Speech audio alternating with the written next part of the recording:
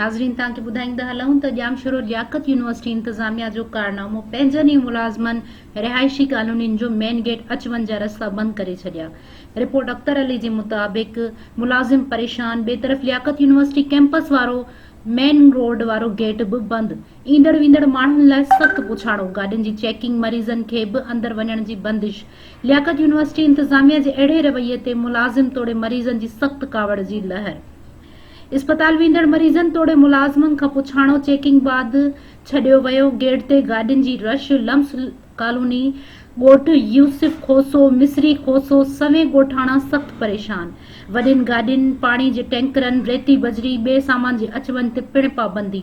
ॿिए तरफ़ ज़रियनि वटां मालूम थियो आहे त लियाकत यूनिवर्सिटी जो हिकु ॿियो गेट तामीर कयो वियो आहे, जंहिं ते वॾी करप्शन कई वई आहे। नए लॻायल गेट जे इफ़्तिताह जे लाइ गेट खे बंदि कयो वियो आहे। लियाकत यूनिवर्सिटी जे मुलाज़मन तोड़े ॻोठाणनि मुतालबो कयो आहे त अच वञ जो गेट खोलियो वञे, मुलाज़मन मरीज़न खे परेशान तंग न कयो वञे, न त ॿी सूरत में लियाकत यूनिवर्सिटी जे वाइस चांसलर तोड़े इंतज़ामिया जो घेराव करे धरणो हयो वेंदो, जंहिं जो ज़िम्मेदार इंतज़ामिया पाण हूंदो।